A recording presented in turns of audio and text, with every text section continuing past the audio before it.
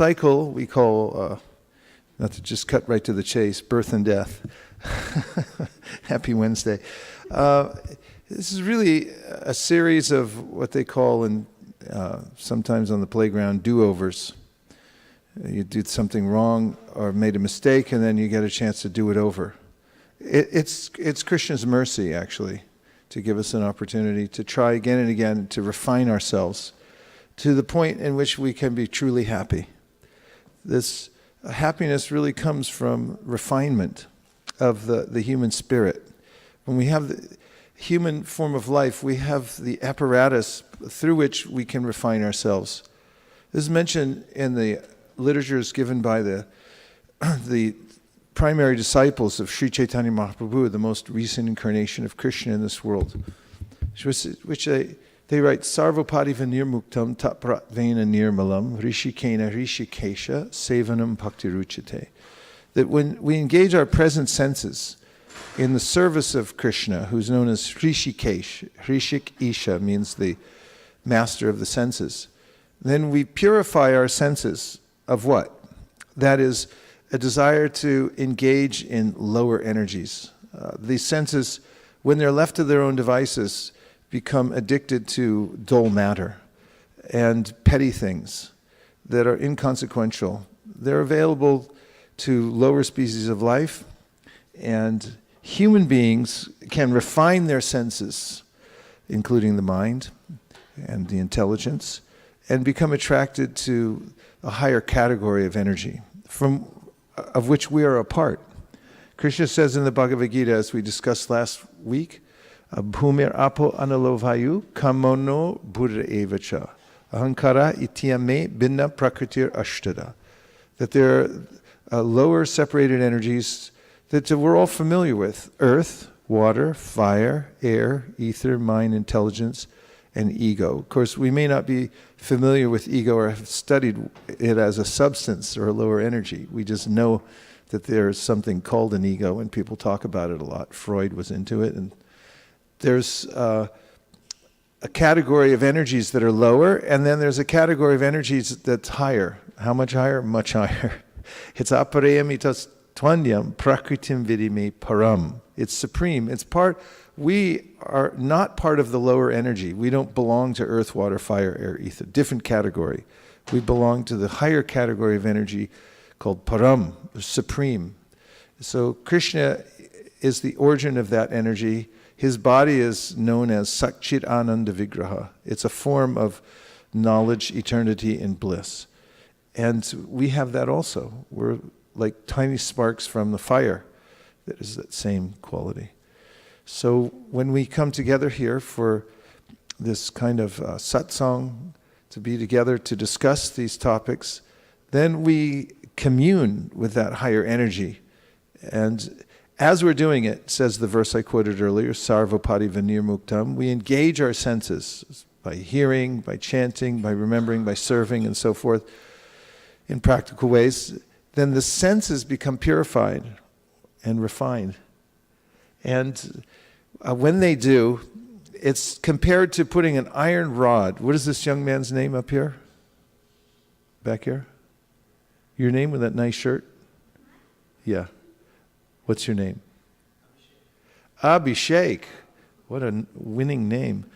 Abhishek, if you take an iron rod and you put it in a fire, hot fire, and you leave it there, what will happen to the iron rod? Don't call a friend yet. Try first. What? Hey, Abhishek, are you a ventriloquist? Abhishek, what happens to it when you leave it in there long enough? Iron rod, leave it in the fire. What will happen? It'll get hotter, hotter, hotter. How hot can it get? What's the hottest? What's the terminology for the hottest that you can imagine? Red hot. Red hot. So it gets red hot. And then it has the same quality as fire. Abhishek, do you agree? Say yes. For 10 points. Abhishek, say yes. 10 points for you. Okay, so red hot. It's transformed. So similarly, our senses become transformed when they're connected to the supreme fire we call Krishna. He's the origin of all spirit. He is the original spirit. In fact, he's everything. But his self is different from everything at the same time, simultaneously. This is called the Chinta Beda Bed Tattva. He's everything. There's nothing else but Krishna, but he also has a separate existence. He mentions this in the beginning of the 9th chapter of the Bhagavad Gita. He said, see my mystic opulence. Although I'm everywhere, I'm everything, everything comes from me, still I have my independent, individual existence. That's what we're after. Because there are various features of God. Vedanti tat tattva vidas, tattvam yaj jnanam advayam, brahmeti paramatmeti bhagavaniti shabdyate. This is from Srimad Bhagavatam. It mentions that the Supreme Personality of God, it is advaya gyan tattva, is one truth. There's nothing different from God anywhere. Nothing separate at all. But there's 3 features. Generally, Brahman means the effulgence of the Lord, which is all-pervading. And this is an amorphous kind of energy. And then there's Paramatma, which is the expanded version of the Lord. He goes into every atom of the universe. He enters the hearts of every living entity and so forth. And then there's Bhagavan. And Bhagavan means that original personality who has all qualities, charming attributes, and has his own personal existence in the spiritual world. And this is Krishna, Bhagavan Krishna. He has many names, but we say Krishna because it means all attractive. So by hearing about Krishna, who's the supreme fire, then we become transformed. And all these senses in our body are no longer material. They become fire-like, spiritualized.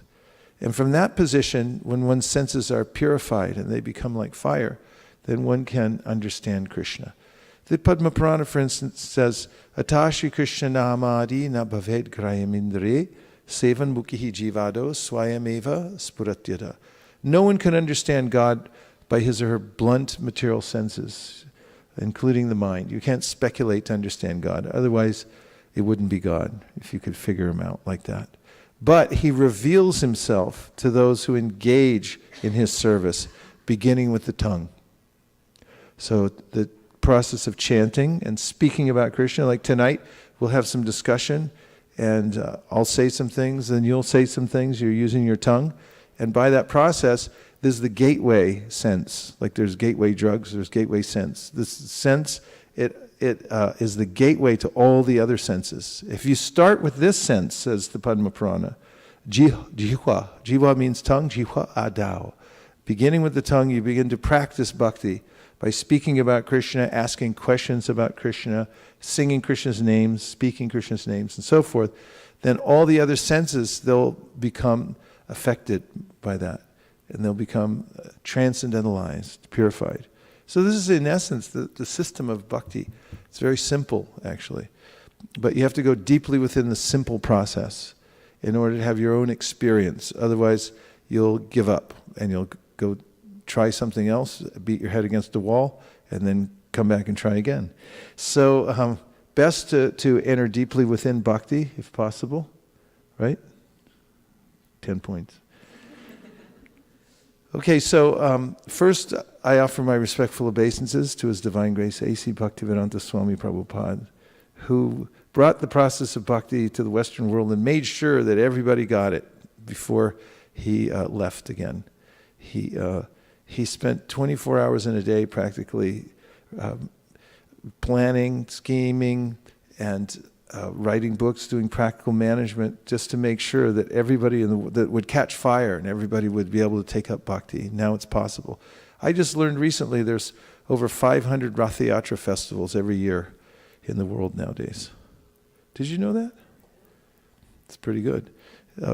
And what to speak of moving towards 1,000 Hare Krishna temples all over the world, and many more communities besides that, where people come together, discuss Bhagavad Gita, and then the number of books distributed, it's inching up towards the billions of books distributed around the world, the Bhagavad Gita and so forth. So that's got to do a little damage somewhere, hopefully.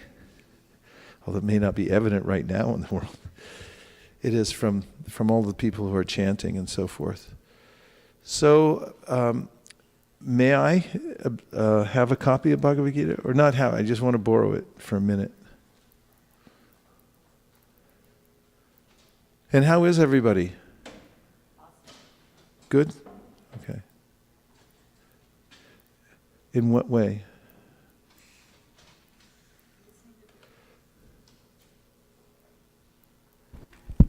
Drenched in Krishna Katha. Because you're drenched in Krishna Katha. Okay. That would make you pretty good. Everybody else okay? Hansapriya, explain what you're talking about. What are you okay about? It's a pretty stressful world. How are you doing okay?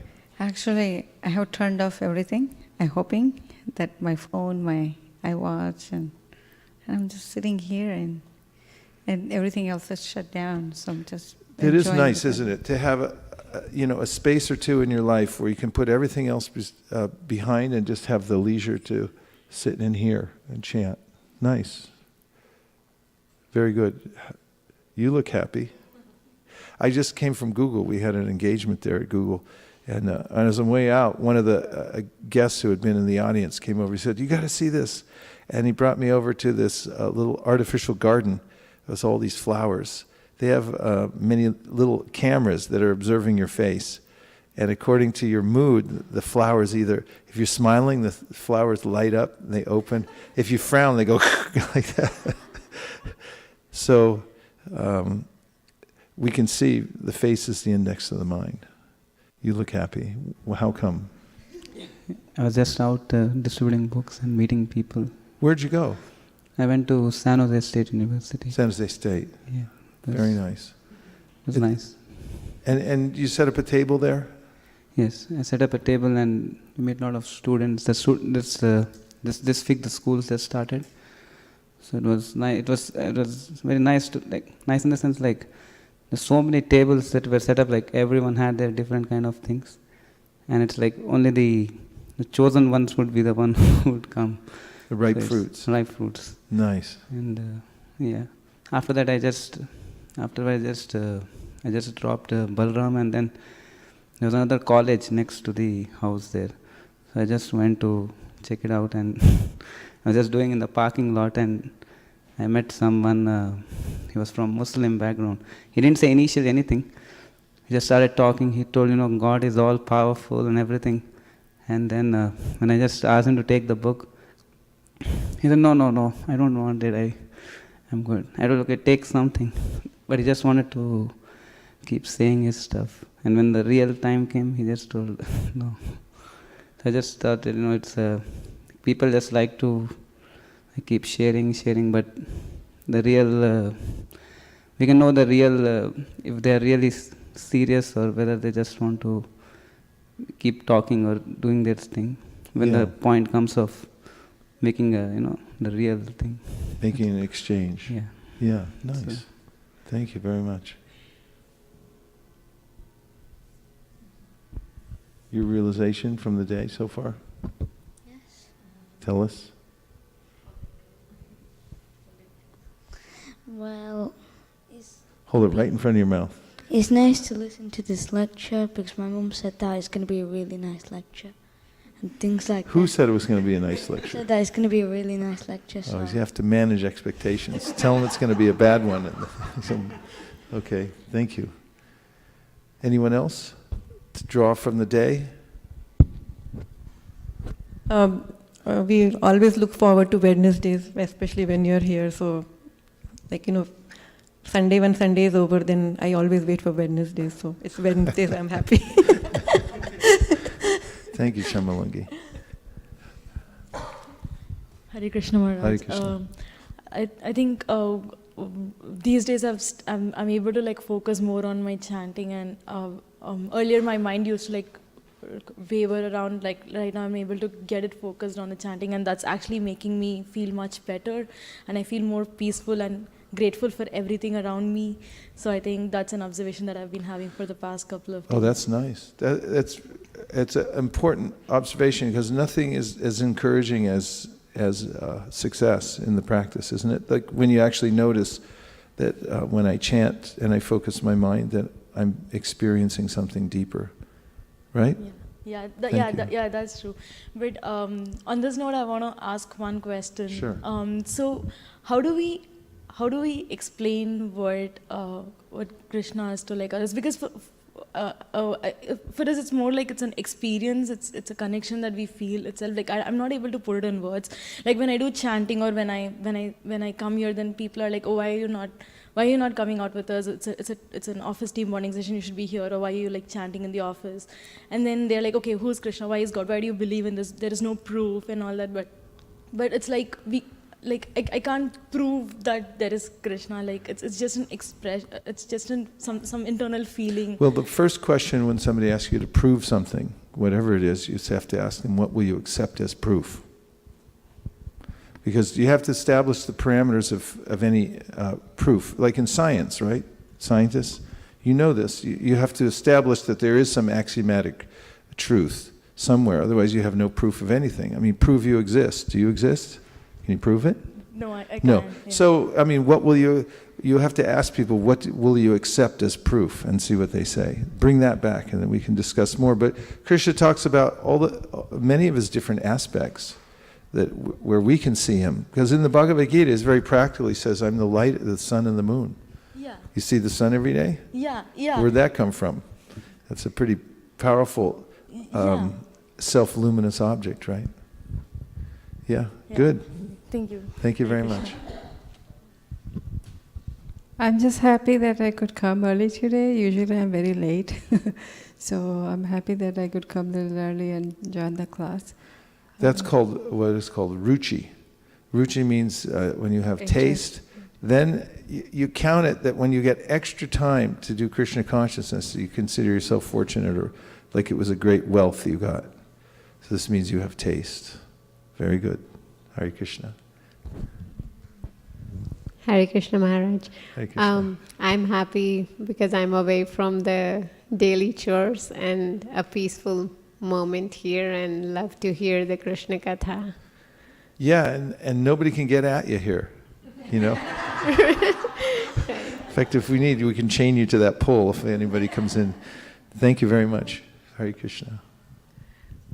Well, I'm just happy to be here. That's good. Yeah. This, you find places where you actually feel naturally happy. That always happens to me. Sometimes when I'm traveling and it's so exhausting, you have to go through so many security lines and sitting in a fuselage for so many hours and then driving by car. And when I finally end up where I'm going in a temple and just walk inside the environment, I think, oh, that's why I'm alive. Because, the smell of the temple and the association, the vibration, it's like a plant that starts to wither and you put water and it comes back to life, right? So having a place where we feel like that is very important, because we're like plants. We have to have water every day. Lord Chaitanya said it. He said it's called Shravanadi Jal. You have to have this constant water of spiritual sound vibration coming to you. Otherwise you wither up like a little plant that didn't get enough. So very good. Nice. Welcome. Hare Krishna. Hare Krishna. Same, I'm just happy to be here. Took me a while to get here. I encountered like 4 different accidents, and not me, thank goodness. Never mind. You get extra credit for coming a long distance. Really. And when devotees go on pilgrimage, sometimes they have to travel long distances to go to this place or that. But anything you encounter when you're going towards the temple or the holy places, you get special credit for that. It's considered to be devotional practice. You get purification for all that. So where'd you come from? Where'd you drive from? I was driving from Pacific Grove, but Where's Pacific Grove? It's near Monterey. Monterey, you came from all the way down there? Yeah. Thanks for coming. Yeah. Good to Thank see you you. for having me. Pass it to Lawrence. He's right behind you. Lawrence is my friend.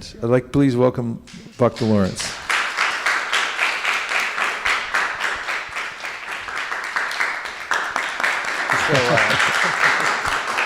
Hare Krishna. Thanks for coming, Lawrence. Good to see you again. What do I share? Well,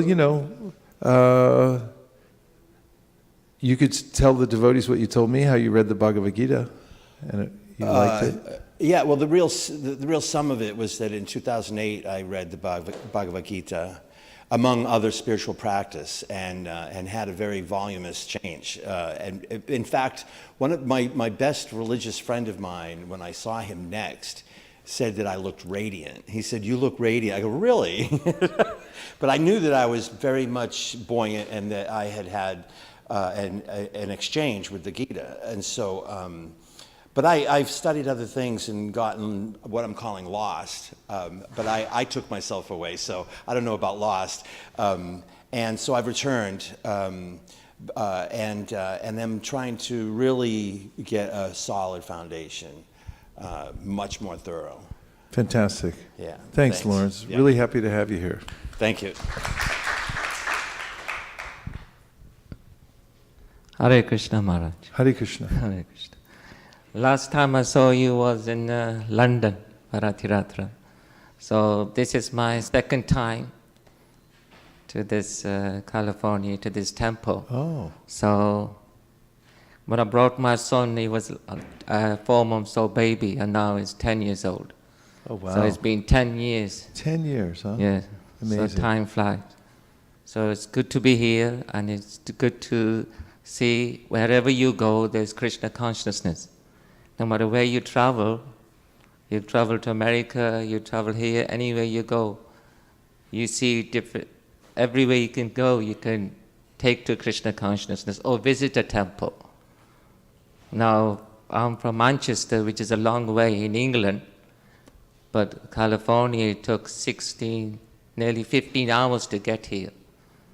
So, but at least coming all the way that distance, I can still associate with devotees, hear Bhagavad Gita, take darshan of the deities, and listen to your lecture. Oh, thanks So- for making the trip. Thank Welcome you, back to Maharaj. ISV. Hare Krishna. Hare Krishna. This is my friend Satyadev Prabhu. He joined the Hare Krishna movement in 1970 in Japan and personally served Prabhupada there.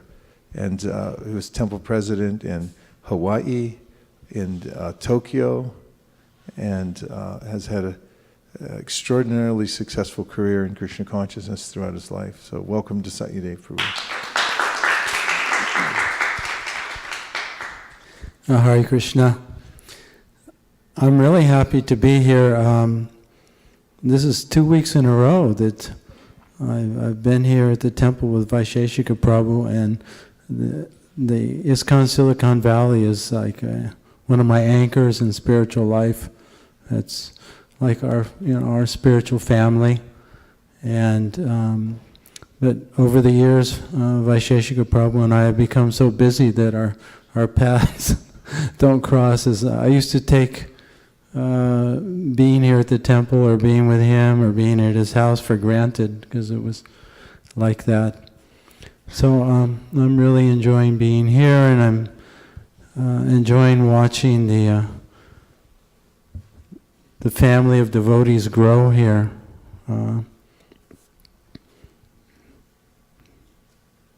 So it's a blessing.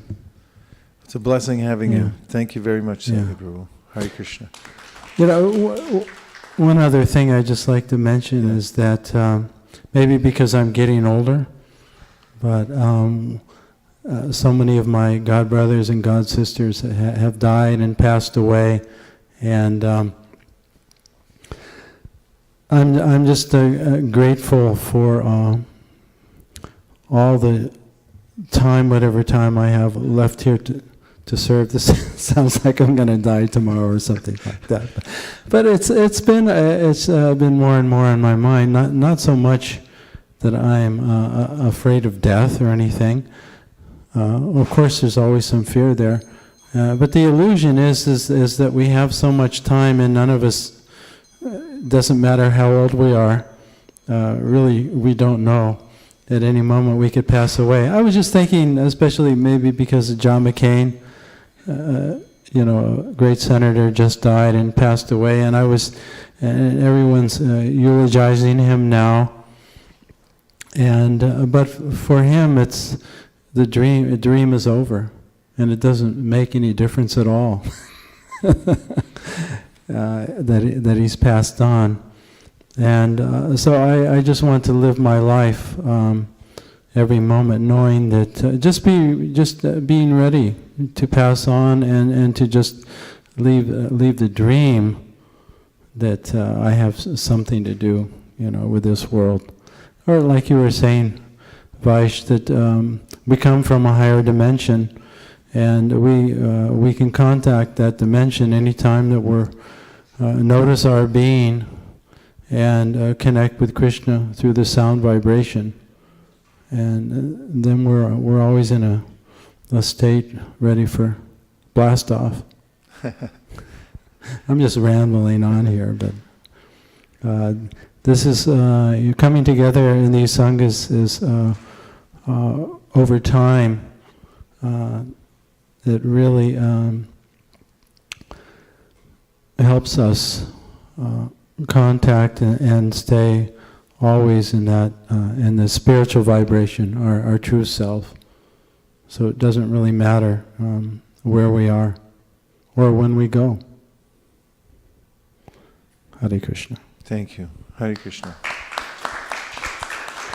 Here. Okay. Are we going all over? The other couple, please. Welcome. Hare Krishna. This is my first time in this temple. Welcome. It's actually we have been wanting to come to this temple for a while, and today happens to be that day. We were actually not aware of this setting here, and I think one of the man just said, right, the chosen ones is the ones they kind of get the benefit of listening to all that.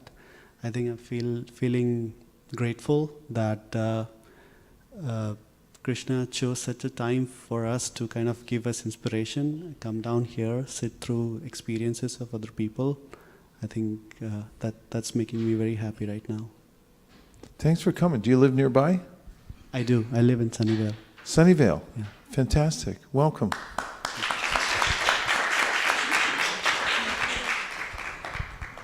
Hare Krishna. Hare Krishna. I'm very happy today because I wanted to come to ISKCON.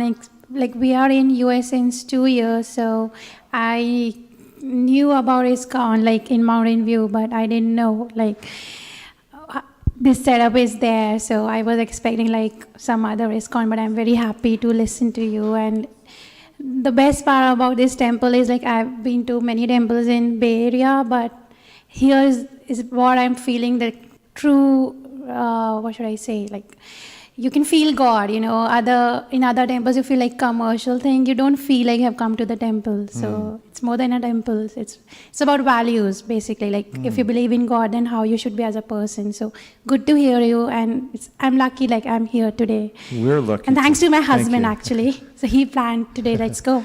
Great. Let's go. Yeah, thank Krishna's you. arrangement. He's always making these arrangements. Yeah. I'm very and happy. we got to see Abhishek too. Hare Krishna. Thank you, Hare Krishna. Okay. We're just sharing why we came here. Any realization? This is my 4th or 5th visit to the temple. Welcome back. Yeah. Use that mic. Hold it right like this. Let it touch the cheek, your chin.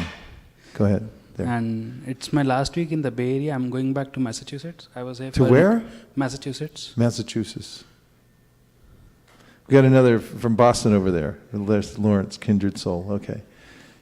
I really liked coming here. Whenever I come, I really get the peace of mind, away from studies and work and everything. So I really like it. Welcome. Thank you for coming. Yeah. Anyone else?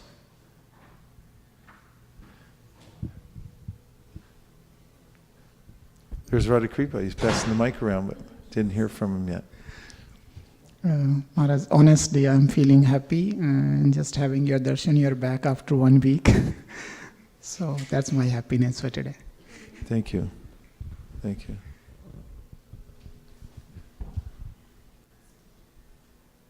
Where's Avantika? Okay. Hi, Krishna Maharaj. Hare Krishna. It's I was been looking forward for this trip from last few months. And I'm very fortunate to be here to celebrate the big day of Janmashtami. And I'm lucky to be attending the Wednesday lecture as well. Thank Lawrence, you. Janmashtami is Krishna's birthday. It's on Monday. Coming up this Monday. So there'll be activity here from 4:30 a.m. all the way until after midnight. And the next day is also the day Prabhupada came into the world. So there'll be a big celebration that day too. So mark your calendar. Thank you, Maharaj. Thank you very much for coming for Janmashtami. Hariko. Mataji's in the back. Right to the back. Okay, yes. Yes. Hare Krishna Maharaj. Hare I Krishna. think last Wednesday before you were leaving for Toronto, and I think since then I'm waiting for today's class and to get your darshan again and hear from you more in person. Okay, well, better be good. Hare Krishna.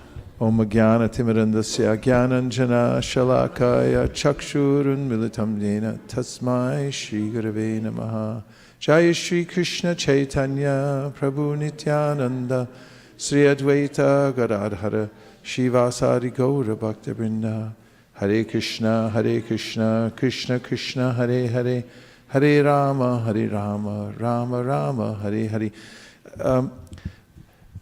Tomorrow I'll be giving a talk at Intel, and I'm going to show you the slides that I'm going to use at Intel, unless we adjust them.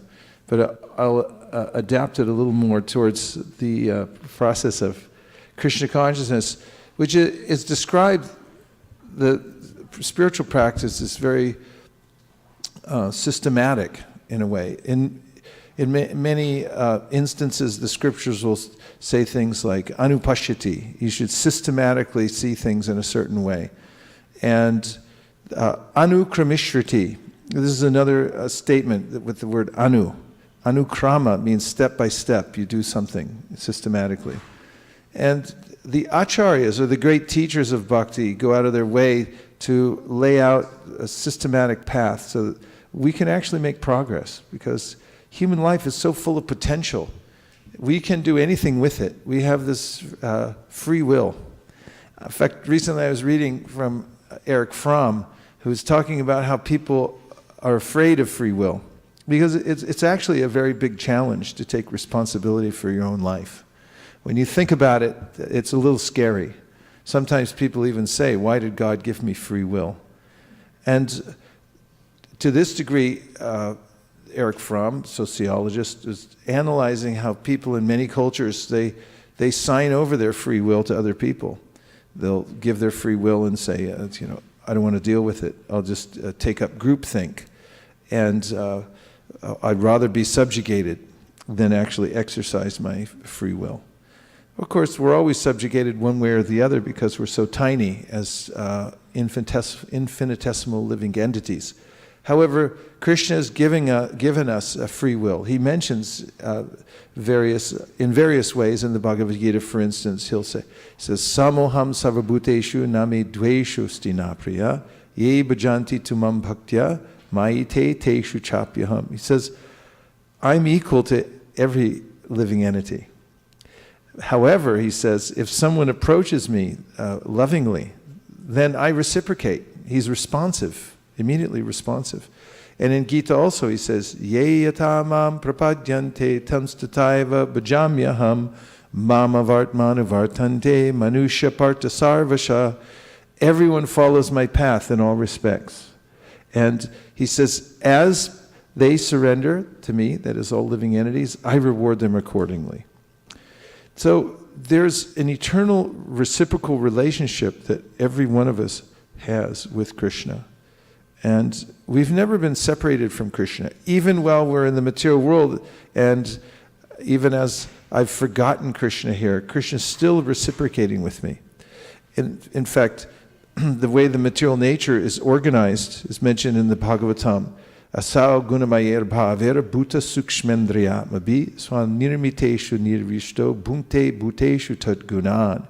And in this verse, Sutta Goswami is describing how at the beginning of a creation, and there are many, the material world that we are now inhabiting, spirit souls living here in this temporary world, is being created and annihilated again and again. Krishna says it in Gita, bhutva bhutva praliyate. It's constantly being reconstituted. In fact, there are different kinds of annihilations. Some of them are periodic and some of them are constant.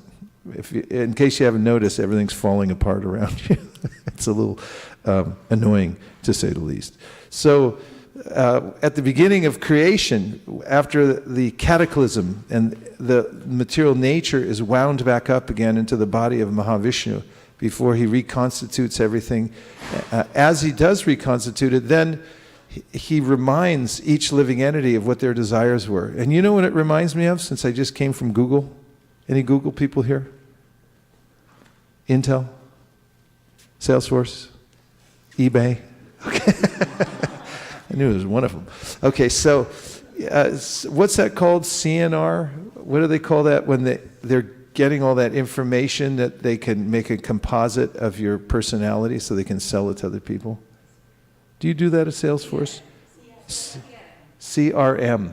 Yeah, because I saw the billboard. It said Salesforce is #1 in CRM. You see that on the 101 freeway? CRM. What does that stand for? Customer Relationship Management. I said, what is that? And somebody was telling me, I think it was Madhav Govinda, that it means, all this information that they're collecting at every second so that they know who I am, they know who I think, how I think, and then they can sell it to other companies. It's very valuable information. It's like they know everything about you. So in a similar way, that's a mimicry, actually, of the way the material nature works.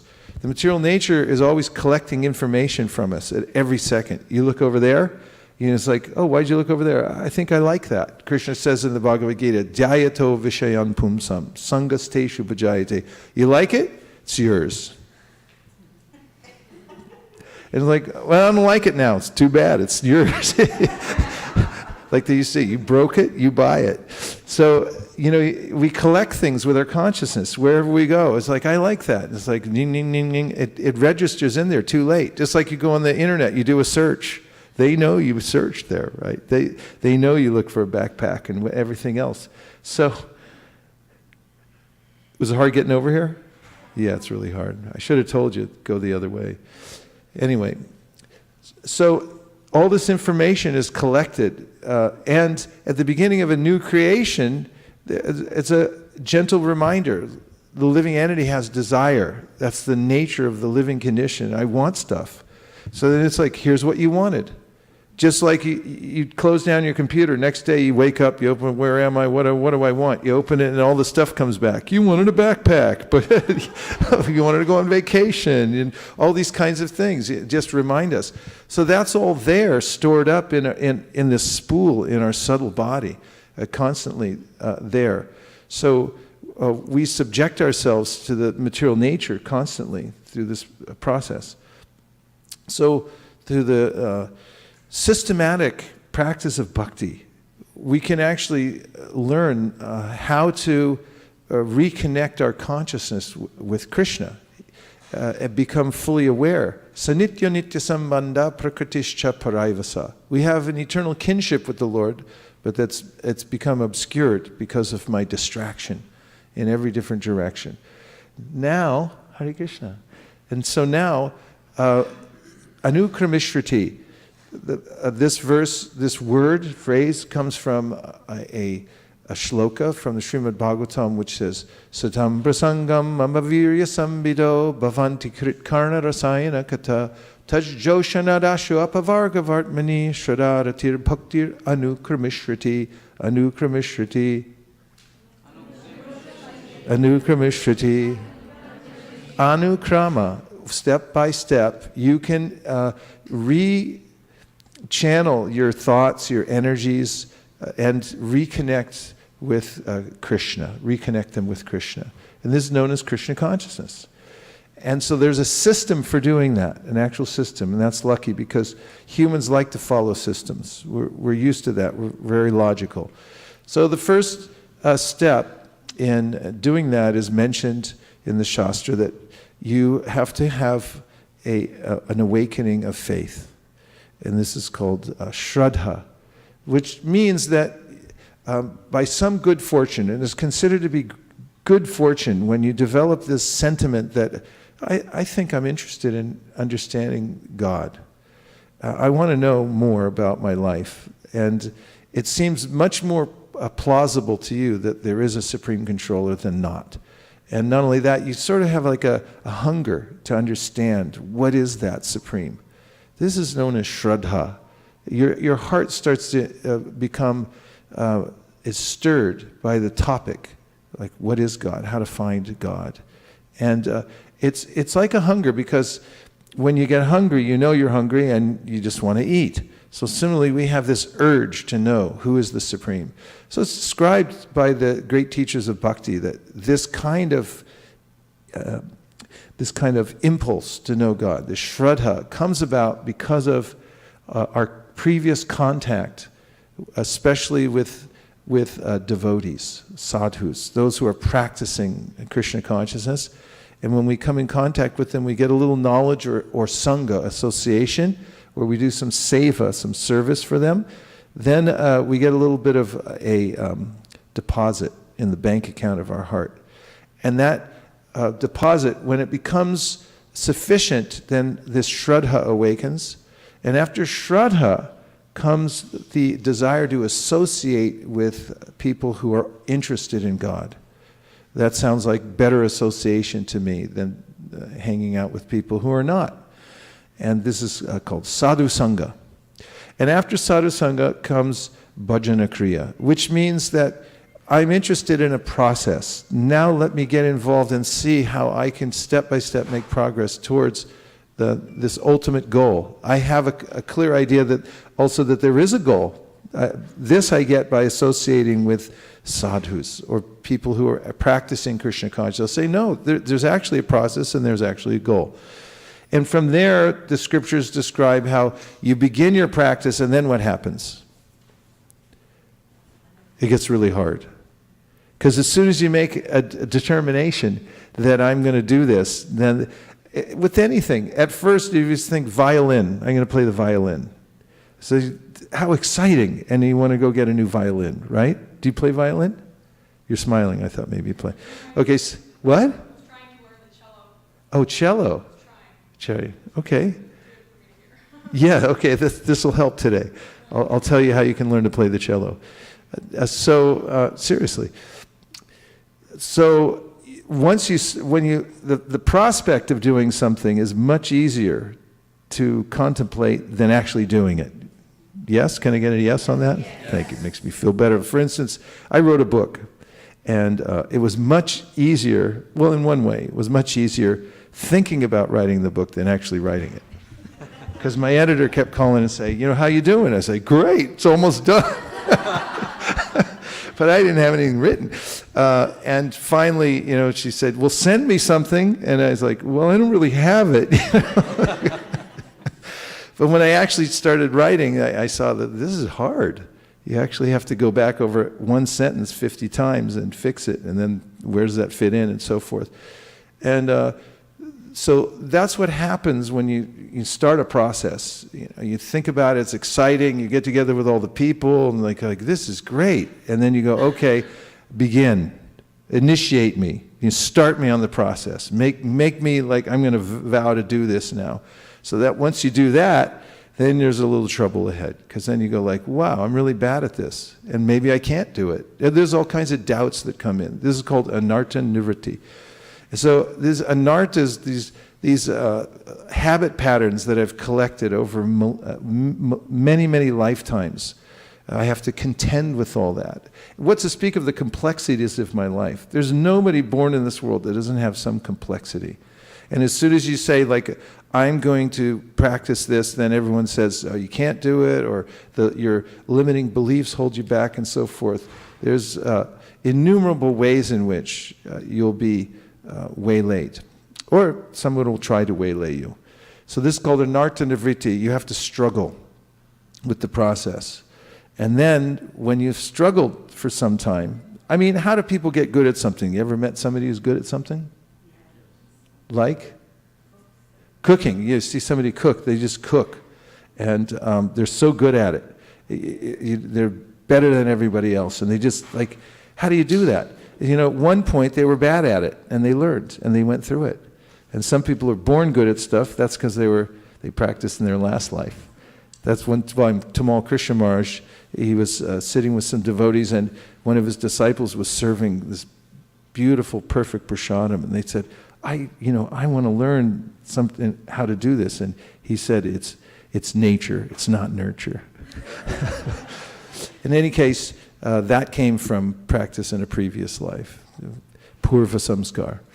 So after that, one gets a taste, and because you start to get good at something, and you're aware that you're good at it, and it feels good to do it. And devotional service is like this also. You have to follow a process, step by step. You have to go through the struggle. And no struggle, no maturity. If you don't have to face responsibilities and suffer through all kinds of things that seem crushing, in fact, the crushing responsibility, and then you take a systematic way, which I'm going to describe, how to get through it, and you face it, and you go through it, then you actually start to get strong and see that I can do things, and you start to develop some expertise. One of you said that you've been practicing, and you're starting to feel like, good, I'm chanting, and it feels nice. So these kinds of things start to flow, and in that flow called ruchi, and then after ruchi comes asakti, which means you become really attached to the process. Like you'd rather be doing that than anything else. And the other things that you have to do, you have to be dragged away in order to do devotional service. Before that, we have to be dragged away from other things to do our devotional practice. Right? 3 people? Okay, good. That means you're at asakti then. So then asakti, then bhava, which means that really emotion starts to develop in one's heart. And we know what that's like because we have emotion as human beings. This is one of the experiences that we have as humans. We experience deep emotion, don't we? At what times in our life? What kind of emotions?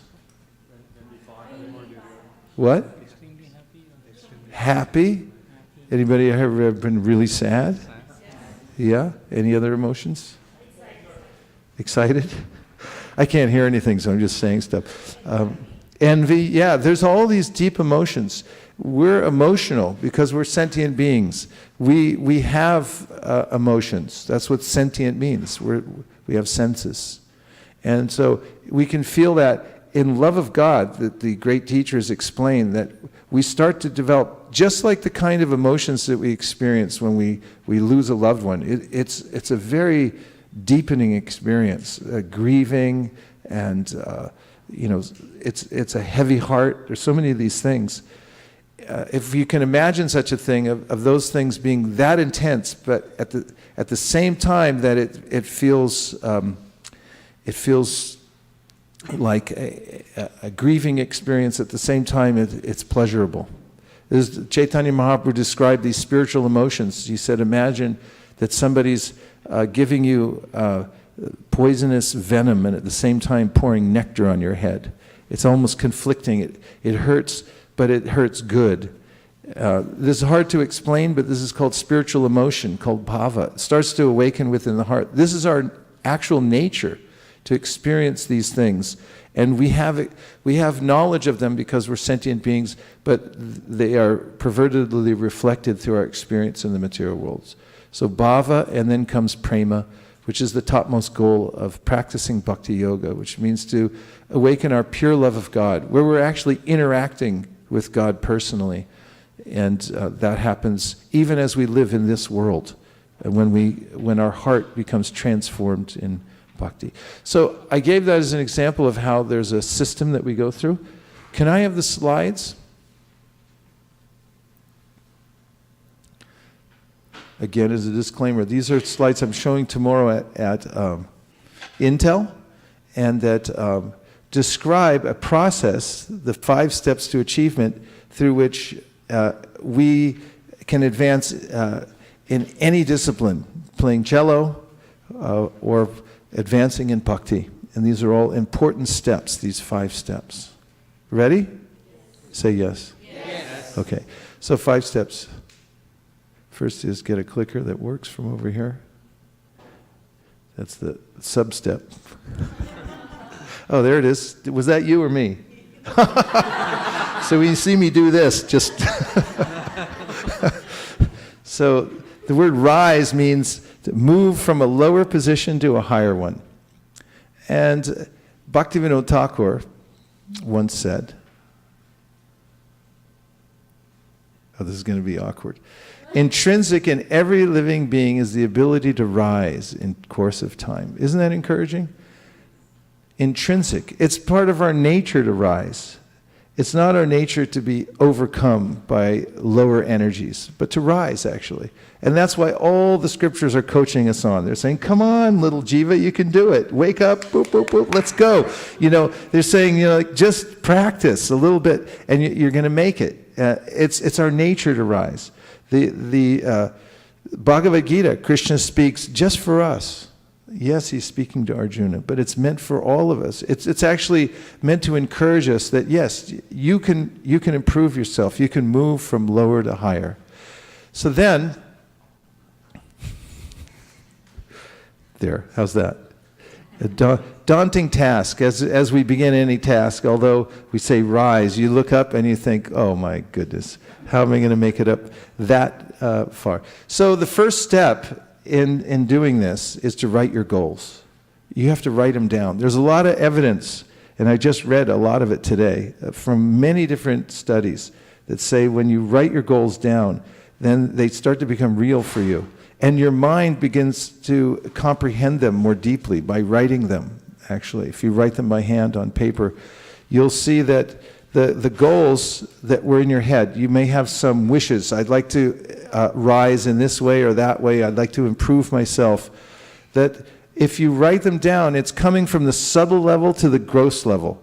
You're actually manifesting something.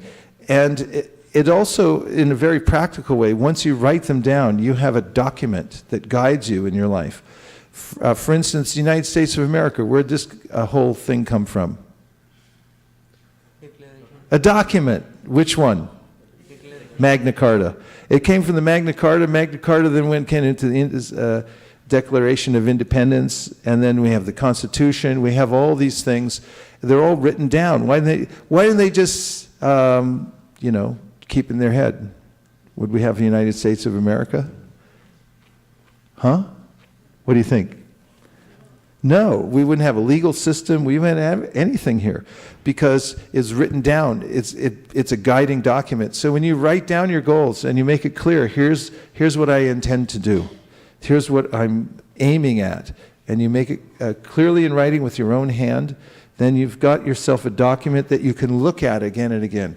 And who's to stop you from putting it someplace that you can look at it regularly? Right? I mean, even in jail, they'll let you do that. Not that I know that much about it, but, if you have a document, you can put it up on your cell wall and just like, that's what I intend to do. And that's where it begins. You have to have a clear idea of what you're shooting for, because if you don't know where you're going, any road will take you there. You just go any direction you want. Krishna says, Bahu Shaka Hyanantascha Buddhayo Vyavasainam. He says that the intelligence of people who don't have a clear goal, Vyavasayatmika Buddhira, means their mind is fixed on a clear goal.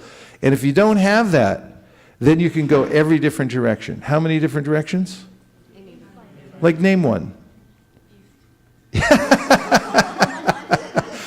And it doesn't matter, east or west, north or south. It could be any direction because you didn't say it, so you didn't write it down. So anybody can choose for you also at any time. It's like, why don't we do this? I go, I guess so. I don't want to, but I guess I have to.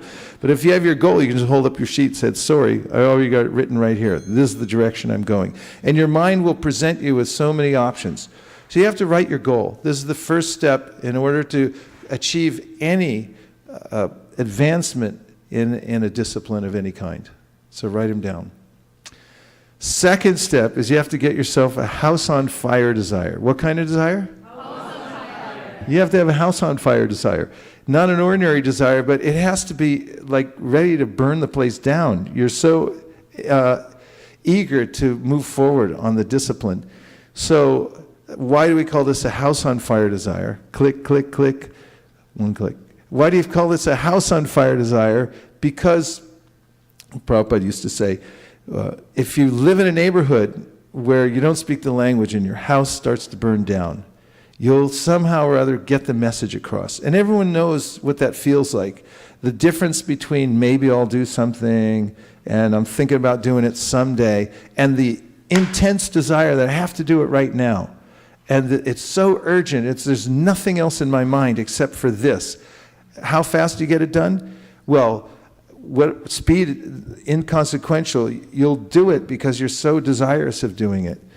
And incidentally, or as evidence, Rupa Goswami writes, Krishna bhakti rasa bhavatomati kriyatam yari kritopi labhyate tatalalyam apimulyam ekalam janmakoti sukritir nalabhyate. About bhakti, he says, you can't get it without a house on fire desire. He said, if you're lukewarm, you can go for thousands of millions of lifetimes. Sasrakoti. If you try to do it by paying people off or cheating or pretending that you're doing bhakti, any of these things, it won't get it. You actually have to have such a strong desire to have bhakti that he calls it lalyam. That means like greed. It's so intense, you can't forget about it when you're sleeping. You want it so bad. And, you want to play the cello. It's got to be like that too. He's like, I have to play the cello. Otherwise, it's too hard. That's the hardest instrument in the world besides clarinet, maybe.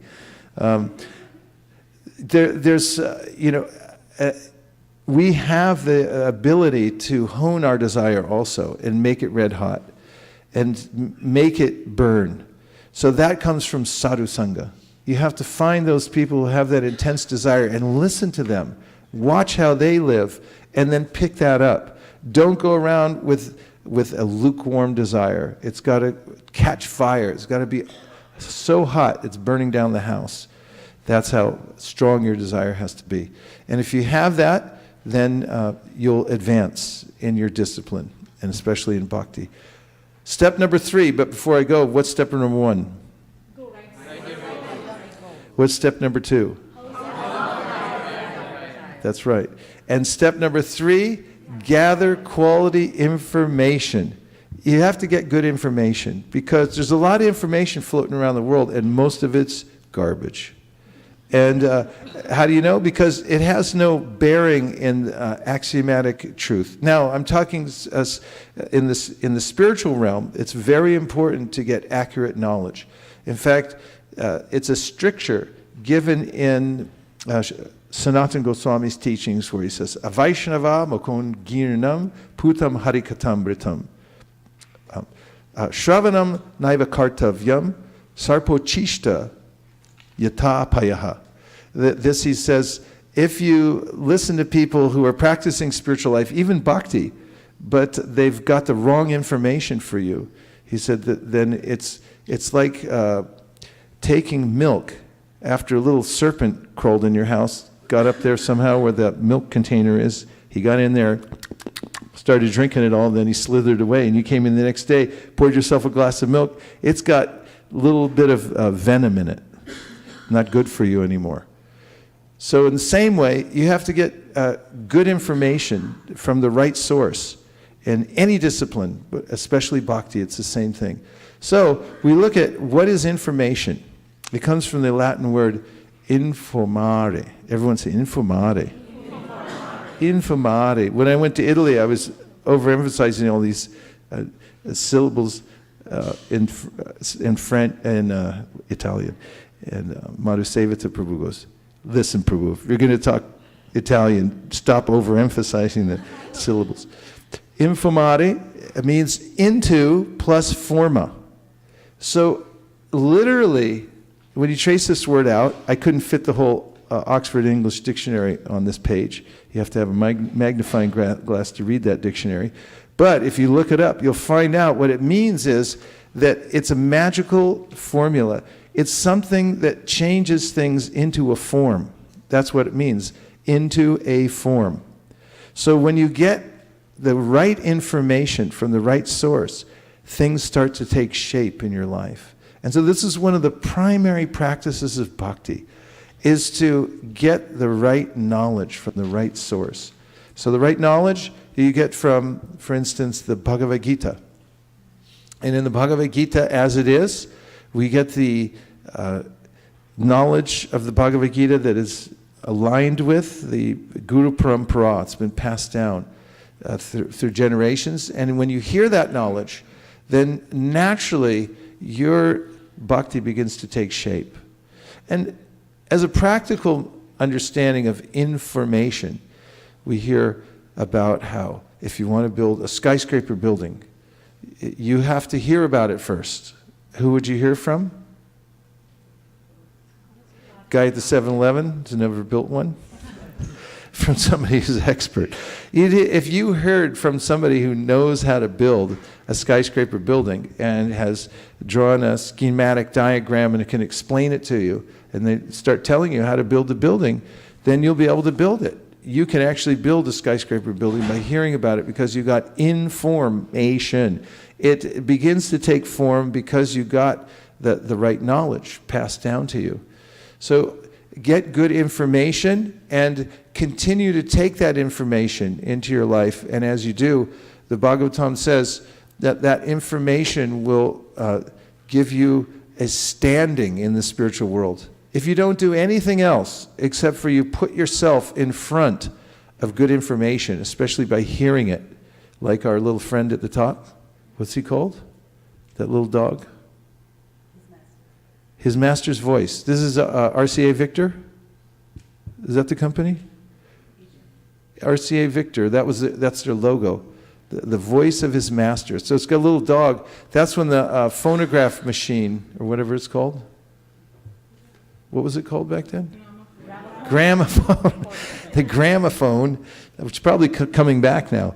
The gramophone was a little device that was revolutionary. You could hear a recorded message on that thing. It would come out, and the little dog, he hears the voice of his master coming out of there, and he's going, wow, that's my master. So in a similar way, when we hear the Bhagavad Gita, it's the voice of our master. And you get that information, it's coming out, going into your ears, going into your heart, and it directs you in a certain way. And your life, everything around you begins to take shape because of that information. So you have to be informed properly in order to advance in bhakti. Click. Isn't that nice? You know, you could go with the Bhagavad Gita somewhere and inform yourself. Take the wee hours of the day. Get up at 3:30 in the morning. And when you get up at 3:30 in the morning, then you get a little time for yourself because other people aren't stirring at that time so much. And don't look at the internet, but take good information and take a little time to absorb it. Just take it in. And remember, as you're taking it in, it's changing your life. It's changing the form of your life. And it's showing you the direction of how to move on the path of bhakti. Bhagavad Gita. Click. Number 4 step out of 5 so far. This is 4 out of 5. What are the first 3? Number 1? Write your goals. There's a verb in there, right? It's not just goals, but it's write them down. And the Bic Pen Company says use a pen. And they did a lot of research too to prove that it's more important that actually you get more out of it writing a pen. I don't, this big pen company, but it sounds, the research they did sounded pretty good. And there's a lot of other research, that shows that. But write it down. And number 2? Get a house on fire desire. The temperature of your desire will determine how fast you move forward on the path of bhakti, or in any other discipline for that matter. If you have an intense enough desire, you'll figure stuff out faster than other people because you really want it. When I saw the devotees at the Los Angeles Rath Yatra, all of you were down there packing books. I know how long, it used to take me a week to do what you do now. And so now I go there, and I went around. Last 2 years, I go around and say how everyone was doing. I say, Haribol, this and that. No one even heard me. I was like, hi, it's like no response whatsoever, because I noticed that the devotees there packing books had a house on fire desire to pack it. Partly is because it was a management system. They set up 3 tables and they're competing against each other. And you all are highly competitive people. Highly competitive. So it says, and you packed all the books that used to take me, and more, double what I used to do, in 2 hours, what used to take me a whole week. Why? Well, there's a system, other kinds of things like that, but you had a house on fire desire. And if you chant japa like that, what's the difference between chanting japa with, like, I don't even care if I get these done, or it doesn't matter, or, like I'm a little bit excited, or if you have a house on fire desire. You can change your life in one japa session if you have a house on fire desire when you're chanting. It's a huge difference. It could take you many, many lifetimes to advance in bhakti if you have a little bit of a desire. You'll get there. But if you have a house on fire desire, you can advance very rapidly. Number 3, get quality information. Don't settle for information that is contaminated. In fact, Prabhupada insisted on information that was pristine. He spent so much time perfecting his books. He said, if there's one mistake, it murders the whole book. Therefore, he had an editing crew that was very carefully going through Prabhupada's manuscripts, listening to what he had to say, and making sure that everything came out exactly in the right way. And he wanted his staff to make sure that these things were all aligned. Nowadays, you can pick up books anywhere. You can go to Lowy Bazaar and down to, what's that guy's name? Vraja Bihari Lals. Sorry, Vraj, if you're listening. He has a shop right across from Ganga Prasad, and they're just full of books from anywhere. And anybody that makes a manuscript from anything, they half-baked, it could be, they don't know Sanskrit halfway, they might not even be devotees, and they might translate this or that Purana, whatever, but Rasa Bihari Lal, that's his name. Rasa Bihari Lal is so expert that he'll take that manuscript with faulty information and he'll make it look like the nicest book you ever saw in the world. And you'll pay for that book. You pull out all your rupees and he's like, look what I got. I said, what'd you get? Who knows? Who edited it? Who's overseeing it, and so forth. The kind of information that we get in devotional service is vitally important. So we are very careful about where we take our information from. And if you regularly take in this quality information, then the quality of your life will improve. Number 4 is you must collect mentors, because when you're trying to refine yourself in any discipline, you need to have somebody who's already done it that can guide you. Click. Here's Andre Agassi on the left. He was the top tennis player in the world for many, many years. And there's Brad Gilbert on the right, who was a tennis player. He wasn't anywhere as near as good as Andre Agassi, but he's older, and he also knew how to coach him. And he coached him for many, many years. And I always notice in the Bhagavatam how Vidura is a pure devotee in his own right. But he picked first Uddhava and then Maitreya. And Prabhupada writes in his commentary to the Bhagavatam, he said, even a pure devotee like Vidura requires a mentor. And Maitreya was there, he was available, he was a senior devotee, but the quality of his devotion wasn't on the same level as Uddhava or even Vidura. Nonetheless, he took assistance from Maitreya because Maitreya had been there recently listening to Krishna directly, and he was passing on what he had learned and guiding Vidura. So we need guides. As Devamrita Swami likes to say, Gaudiya Vaishnavism is a culture of guidance. If you get a good mentor or mentors, better, that have followed the process and they've assimilated already the knowledge. They also have a house on fire desire and they have clear goals and so forth. You can sit with these mentors and they can help guide you on your path. How many times will you go off course? In any one day or any week? A lot of times, many times, yes. Many times, because This is a very unstable world. We're dealing with a volatile mind. There are changing circumstances in our life at every minute. Yes or yes? Yes. Correct. So we have to have mentorship. We have to fortify ourselves. Find yourself quality people who have already matured and who have experienced a modicum of success. And if you can put yourself under their care and refer to them when you're starting to have problems or doubts or you need to have inspiration, they'll be there for you.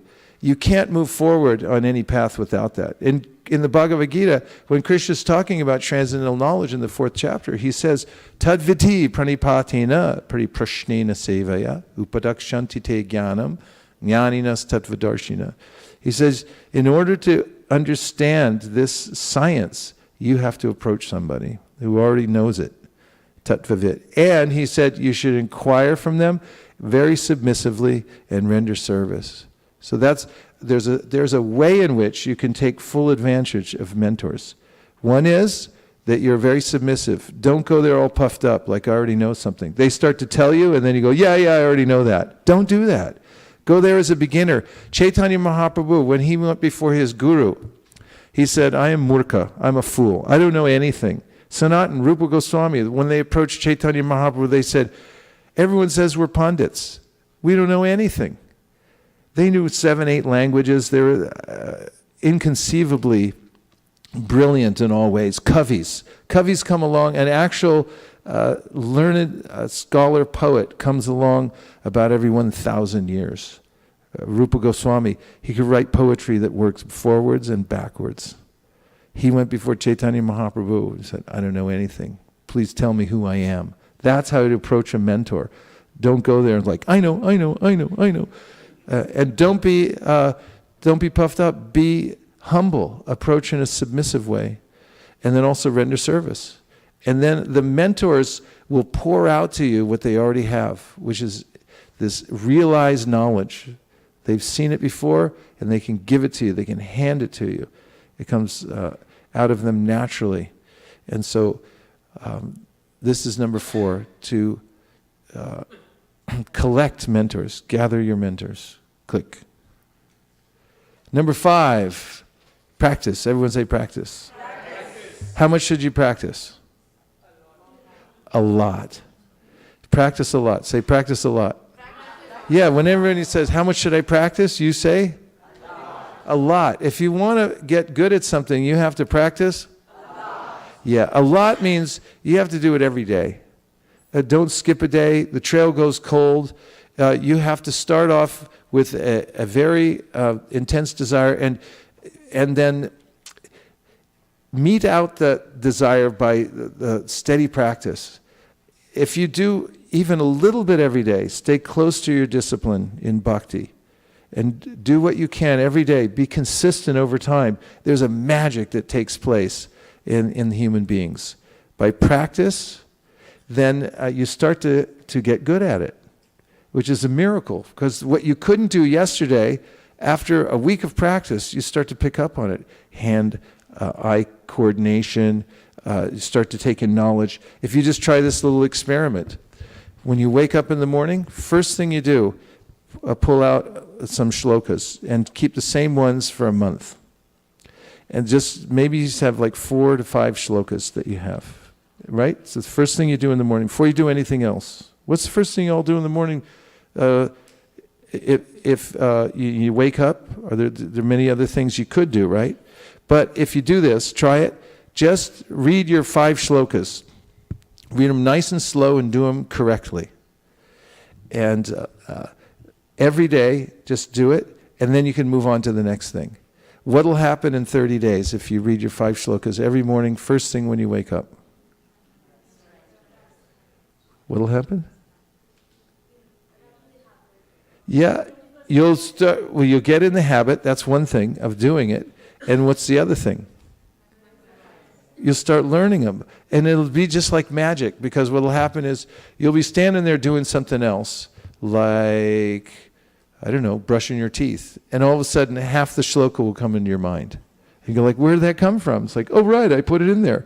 I practiced, and there I started to hear the shloka in my mind. Then I get a little encouraged because I got one part of it, like one word or two words. It starts to sing song in my head.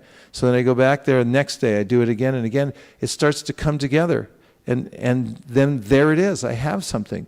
And then you say the shloka and say, "Where'd you get that? How'd you do that?" It's like, I just practiced. I just looked at it. So you can do that with anything. And if you do correct practice over time, then, as Krishna says in the Bhagavad Gita to Arjuna, he says, I can't control my mind. Number one, most frequently asked question in the whole world. Everyone said, how do you do that? I can't chant. Every time I sit down, my mind takes off on me. It's like, welcome to the club. Here's the material world. That's why we're in the material world in the first place. This is it. Practice, Krishna says to Arjuna. He said, if you just practice bringing your mind back, then eventually he'll stay. And then he'll become your friend. Come on. And he'll come back, he'll stay with you, and then you've really got something. So bhakti is a practice. You have to do it every day. And how much do you have to practice? A lot. Yeah, and if you don't want to practice a lot, and you just practice a little bit, then your result will be just a little bit. And if you practice a lot, then your result will be a lot. So practice. Click, click. There it is, the piano. How could you possibly coordinate both hands on a keyboard and look at music? And how could you put all that together? It seems impossible, doesn't it? The left hand's doing the bass, and the right hand's doing the treble, and there's two lines on the music chart, and you're looking at them both at the same time. You can't do that, right? Nobody could do that. Correct? Say no, Vaisesika. Say no. Bad, wrong. So no, that's not true. A human being, even a child, even an old man, if they just decided, listen, I'm going to write down a goal. I'm going to learn to play piano. Could he do it? How? What's the first step? Write it down, because it doesn't mean anything unless you write it down on paper. Once you write it down, you're going to start shaking because you're going, oh my God, I wrote it down. What if somebody sees this? Number two, get a house on fire desire. If you really want to play the piano, then get into it. Burn the house down with that thing. Otherwise, go do something else, because it's not going to work unless you have a house on fire desire. What's number three? Get what? Get proper information.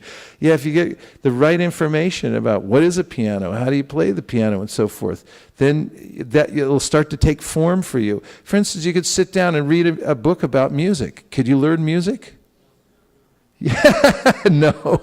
Yes, you can. You can learn anything systematically, because it's just one little piece at a time, and it'll come along for you. And number four? Get a mentor, because you'll be clunking along thinking like, hey, I'm Beethoven all of a sudden. And then you'll get your mentor will come over and go, oh, I'm not Beethoven, that's Beethoven. And then you look at Beethoven playing, it's like, God, I wish I could be like Beethoven, and your desire will increase, because you're thinking like, wow, I wish I could play like that. And not only that, you'll learn the subtleties. Don't use that finger, use this finger. And don't stop there. Keep going on this one. Then the mentors fill in all the blanks. Yes, you get the information right from Shastra. You can read Bhagavad Gita, Srimad Bhagavatam, but there's 1,000 questions between every line that you have, and you have to have them answered in order to move forward on the path. So you have to have your mentor. And then number 5. And how much should you practice? Yeah, a real lot. You have to practice a lot, at least every day. A music teacher always tell you, if you're not willing to put in at least 15 minutes a day, don't waste my time. Unless they really need the money. I mean, don't waste my time. Because, unless you're going to put in 15 minutes a day on anything, how are you going to move forward? But just 15 minutes a day on any practice where you really put your heart into it, it's a miracle. The human brain and the way everything is wired through our fingers and our toes and our ears, the way the sound goes in and then registers, all these things are favorable for us to follow this practice. And if you do it for bhakti, you find out all these, how to follow these 5 steps in bhakti, then you'll steadily advance, and you'll feel it for yourself, and you'll have a happy life. You'll live happily ever after. And what's the next one? Here are the 5. Please read them together. Write your goals, get a house on fire desire, gather quality information, collect mentors, and practice a lot. Okay, next one. So questions?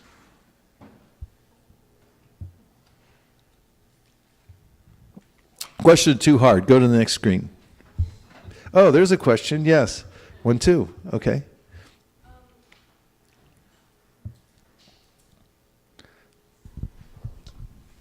How is a process where we need to be very motivated, how is that different than if we're in a mode of passion? Oh, the mode of passion is characterized by being very motivated and then all of a sudden giving up. So Krishna talks about in the Bhagavad Gita, mode of goodness is sustained over time. Because as Krishna says in the Bhagavad Gita, do thou fight for the sake of fighting, without considering loss or gain, victory or defeat. He tells that to Arjuna. That's in the mode of goodness.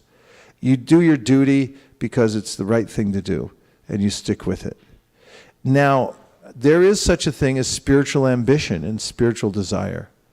And the material desire means that I'm doing this for myself, and I want something out of this. So Lord Kapila talks about how you can do devotional service that's motivated by ignorance or passion or even goodness. And he said those acts of bhakti are a little bit tainted by these lower modes of material nature. But even if you have those, but you continue to practice, for instance, chanting Hare Krishna and trying to advance, then gradually those influences will be reduced. And what you'll get is the pure desire to do it. So in the beginning, when we're practicing bhakti, we may have some kind of motivation, but that is material motivation. But Srimad Bhagavatam says, or rather Shukadeva Goswami says in the Srimad Bhagavatam, akama sarva kamo va moksha kama udharati tivrena bhakti yogena yajeta purusham param. And that is, whether you want to have, whether you have no desire when you're practicing bhakti, you have sarva karma, you have all material desires, or you desire liberation, you keep practicing bhakti. Go to Krishna for those things, continue, because he'll purify the desire so you can get there. Thank you. You're welcome. Thank you for the nice question.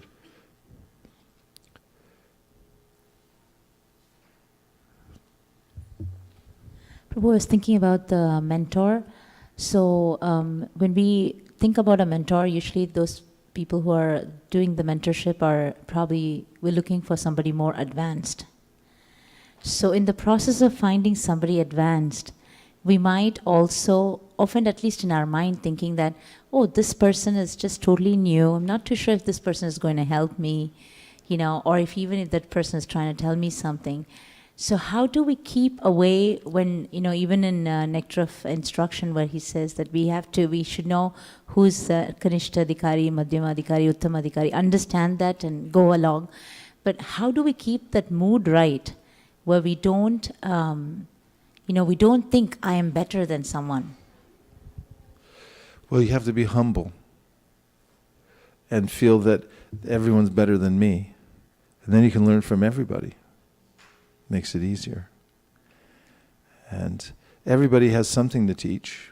We know when we go out, for instance, to teach Krishna consciousness to others, we often learn things from them that are coming from Krishna. They offer us some special incentive or knowledge or even chastisement that for a person who is submissive, they can take that from the environment, from anywhere. The etiquette can be there always, but still, even as Prabhupada was appreciating his disciples, he said, you've been sent by my Guru Maharaj. You're my gurus. In fact, someone once said he was, back in the 60s, there was a poet, a beat poet called Allen Ginsberg. Anybody heard of him? Because you've read the Leelamrita. But back then he was a big deal. He was an icon in the counterculture. And so he's really famous, like any famous person nowadays. Who's famous nowadays? Anybody? Huh? Donald Trump. There's an IN in front of that. Anyone else? Or is he the only famous person nowadays? What? Taylor Swift. Okay, so say Taylor Swift, famous. And so somebody asked Prabhupada, we heard, they said, you're the guru of Allen Ginsberg. And Prabhupada said, I'm no one's guru. Everyone's my guru. So, he took this humble attitude. You have a right to do that because of the instruction of Sri Chaitanya Mahaprabhu. He said, Trinadapi suni chena, toror api sahishuna, amanina manadena, kirtaniya sadahari. Remain as humble as the grass. Be as tolerant as the tree. Be ready to offer all respects to others. Don't expect any respect in return. If you live by those 4 principles, you can perfect your life. And you can get so much knowledge because you're taking all the time. You can learn from everything. Even the grass is speaking to you and saying, be like me. That's how, when the intelligence is purified by this quality of humility, then you can take, your gurus are everywhere. Your whole environment becomes your teacher. So remain humble and be tolerant and give respect to others. You never know who people are. We don't know. Living entities all have a long history. Besides, they're all part of Krishna, so they're great. And of course, there's this gradation for etiquette where we recognize different levels of achievement for devotees. But underlying all that, we also have this sense that these are living entities. And there's a stricture that you can take gold even from a dirty place. This is a wise person is always looking, what's the sar, what's the cream, what's the essence I can take from that? But humble people learn so much more. Yes, Prabhu.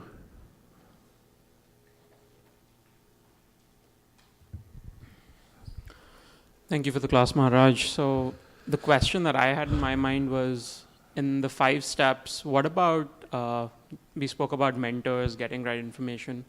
What about having peers who are trying to do something similar? Isn't that a big part of working with peers? Successful?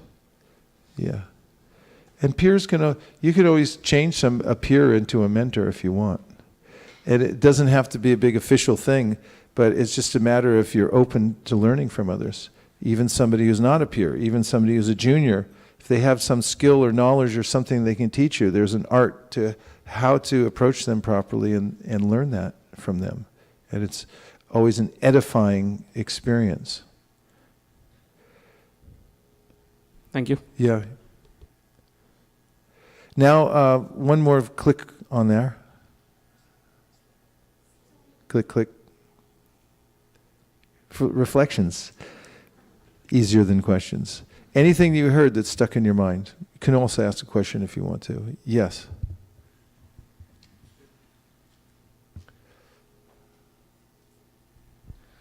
Hare Krishna Maharaj. Earlier in the talk you mentioned a phrase that I liked, no struggle, no maturity. Yep. Yeah, someone the other day we were talking to, I forget where we were in Toronto, and somebody said, it's taking so much time and I'm under so much pressure. And I said, I just read about that. It's how diamonds are made. In a geological magazine, it says diamonds come over time and intense pressure over time. Then something beautiful gets created by nature. Billions of tons of pressure under the earth. And millions of years. And then you get this incomparably beautiful gem. So similarly, of course, we're not recommending that everyone be stressed out with high levels of cortisol in their bloodstream all the time. But the fact is that if if you take responsibility for your advancement, and it's troublesome, and you calculate the fact that the world's going to be troublesome no matter what you do, but if you take responsibility for taking that trouble for the sake of Krishna instead, then it changes you into something which is extremely valuable. So, yes, this people become mature over time because they've taken responsibility for their own spiritual practice, and also they've taken responsibilities, for instance, in our Krishna consciousness movement, to help spread the Krishna consciousness movement. You have to consider a lot of things and go through various troubles in order to help spread the movement. Yes or yes? Yes, so many of you are, you're giving an incredible amount of energy to this. As you work very hard, you have family responsibilities, which are incredible because you have such tight and big families, like all over the world and stuff. And then at the same time, you take up these amazing services that you do. I mean, it's practically unheard of what you're doing at this time in history right now to spread the Krishna conscious movement. History will show, that will remember all of you for doing this. And in the process, as we're doing this all together, we've been through so much here at ISV. I mean, people look and they say, oh, nice little community, we like it here and stuff like that, but you don't know what we've been through. So many things. And we've done it together. We stuck together. And we just kept doing our services no matter what happens. We keep showing up for the Wednesday class. We keep showing up for our services. Whatever it is, we don't quit. We keep chanting our rounds. We take responsibility for the fact that you can't quit. You have to keep doing this. And anybody, even a person who might say that's an insignificant person, if they stick to this process, no matter what happens, even at the threat of their lives, they'll keep doing it. They get recognized. They become like gems. Like Dhruva Maharaj. Why is Dhruva Maharaj so famous?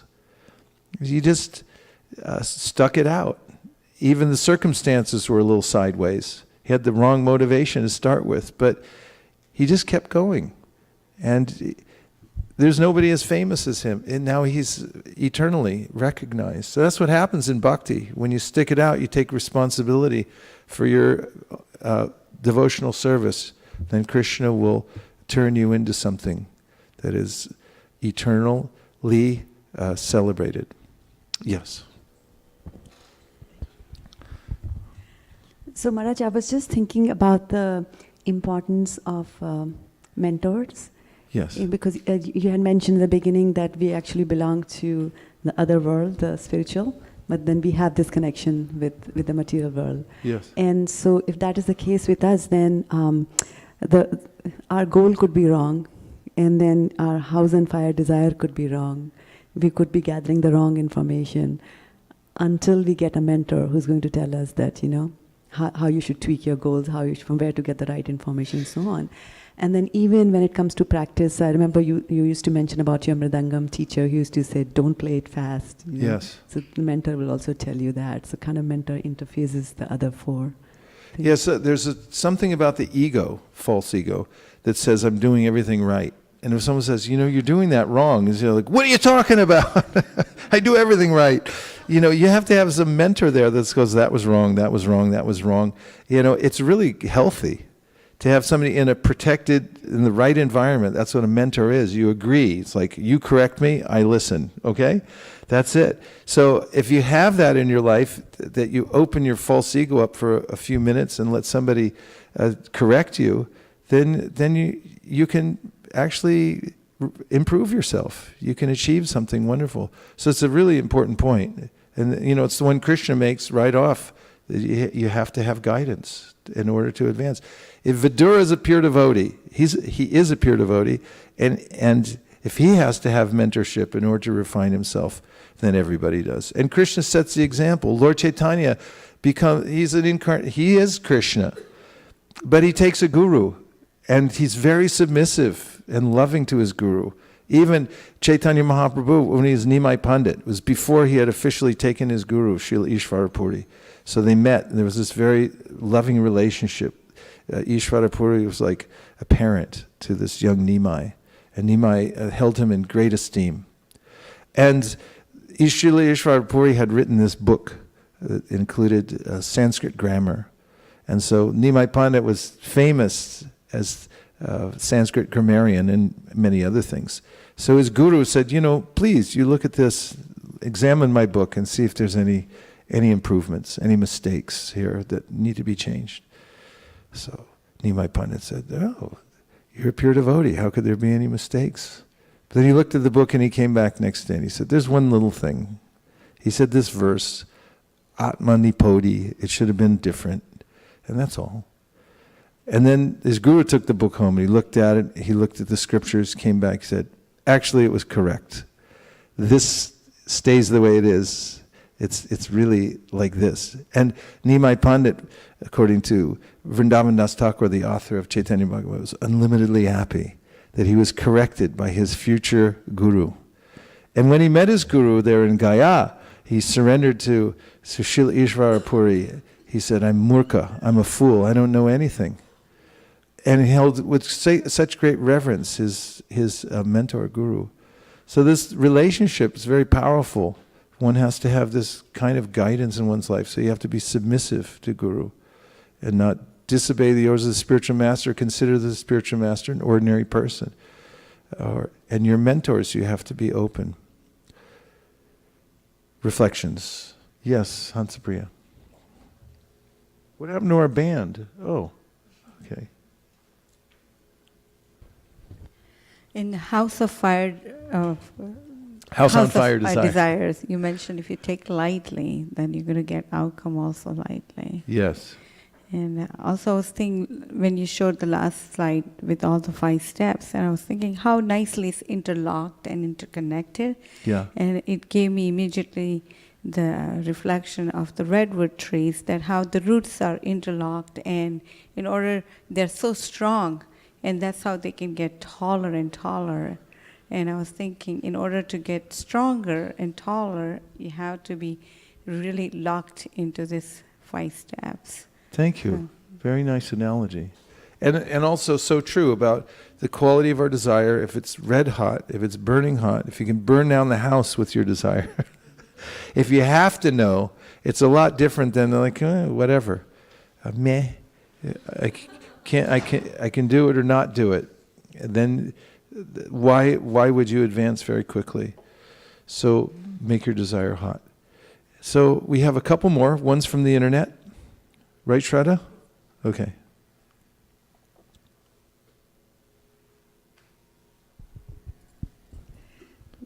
This is from Naimisharanya Prabhu from Texas. Naimisharanya. Dandat Pranams, Guru Maharaj. Gurudev, thank you for your amazing class. The question is, how do we always keep the house on fire desire and never forget it? Well, it may not be possible to keep your desire at that temperature. But you have to keep it in mind that that's what drives you. Now, in the old days, nobody here is, you can respond to this because you're not all from the old days. But from the old days, people didn't have gas or electric heating in their houses. They had stoves. And they had to keep it burning because they didn't have matches either. It was hard to light a fire back then. You didn't just strike a match and light some paper or something like that, or throw in lighter fluid. They had to start the whole thing, get the fire going, or if they're really good, they could do mantra. But this fire was a rare thing. So you keep it burning all the time in the winter, in the stove, in your house. And if it went out, you had to go to a neighbor and say, listen, I need a little fire. You get a little coal and you bring it back, across the wintry street, and you put it in there and then you start things again. So in the same way, we have to know what house on fire desire means and come back to it. And when the fire starts to go down, then we have to go get some fire. But you have to know that that's what drives everything. If you have that desire, then you'll figure things out. And if it starts to wane, which it will, because the influences of the material nature are so penetrating and so onerous. One other word I was thinking of. It'll come back later. But in any case, you have to be sure that that'll go out and you have to keep it coming back. And especially through Sangha, through good association. If you keep association regularly with people that already have that desire, then it'll keep you burning as bright as you possibly can. So this is intelligence, to put yourself in good association as much as possible. And if you're just there, then you'll pick up on it, because we're highly impressionable. Was there one more? Yes. Thank you, Naimisharanya Prabhu, for tuning in. It's so nice to hear from you. There's one more for Vaikuntha Naik Das from India. Vaikuntha Naik. The heavy hitters are signing in tonight. My key takeaways. Number 1, if you do not know where you're going, any road will take you there. Alice in Wonderland. That's where it's from. If you don't, he asked the rabbit, and he's like, where are you going? He's like, if you don't know where you're going, any road will take you there. Yes. And the second is the temperature of the desire will determine how fast you get there. Yes. Get a red hot desire, and so quickly you can advance in devotional service just by having that intense desire. Yeah. Last one? I had a question based on the, initially you were mentioning about how the material nature, it deposits all our samskaras and like everything gets impressioned. So I was thinking that we have impressions from so many lifetimes and so many unwanted samskaras there.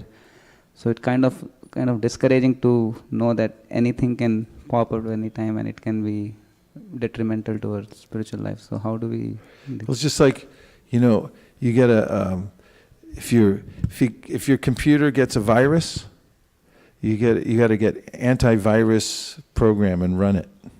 They have powerful antivirus. You go, oh, I got a virus, my thing's running. You put in there's no more disks. You download the program and you run it. And it starts going through your whole hard drive, figuring out where all these little guys are, and lining them up. And then it comes back with these little rows and says, okay, it's in sector 4 down here. And there's another one down here in sector 15. And picks them all out. And then it says, would you like me to correct it again? It's like, yeah, correct it. And it runs it through. So we have to constantly be running these antivirus programs. So the best of all of them is the Hare Krishna mantra. You run that every day because they're all like ding bong bing bang. You wake up in the morning, it's like, oh no, I got a virus. And it's like, okay, run the program. Hare Krishna, Hare Krishna. How long do I have to run this for? 16 rounds. Don't stop. Hare Ram, Hare Ram. And you run the antivirus program, and then at the end of 16 rounds, you go, I think I'm okay. I can go outside now. You can go to work now, sir. I think you're going to be okay. So, and then also there's experts. They go through and they look and they see, how to erase your past and all that kind of stuff, past history. There's all kinds of things. But the real thing is the Hare Krishna Maha Mantra. The Shastras all say that, temporary measures, you can adjust this or you can adjust that. But unless you deeply cleanse your heart of the desire, there's a desire seed in the heart of the conditioned soul to enjoy the material world. That has to be flooded with Lord Chaitanya Mahaprabhu's mercy, and then it won't grow anymore. It kills the seed. And when you lose that desire to enjoy the material world, you're a free being to engage in devotional service. Nothing's holding you back. What holds me back is my motive. I still have an inner motive that I want to enjoy the material world. And that's what makes me so sad. I can't break away from that. But in the 7th chapter of the Adi Leela, the author, Krishnadas Kaviraj Goswami, talks about when Chaitanya Mahaprabhu and the Panchatattva came to this world, they brought the flood of love of Godhead. They broke open the storehouse that Krishna had brought, but he kept it locked up a little bit because he said, you got to, only people who surrender can open this. But Chaitanya Mahaprabhu brought it and said, everybody gets it. Just bring it out and flood the whole world with it. You know, we see these festivals. People walk into a Hare Krishna festival, which is really Lord Chaitanya's manifestation of mercy in public. You know, it's like, what's going on? Who cares? Get in there and dance. You know, and they're like, Hare Krishna, Hare Krishna. What is this? I don't know. Just keep doing it.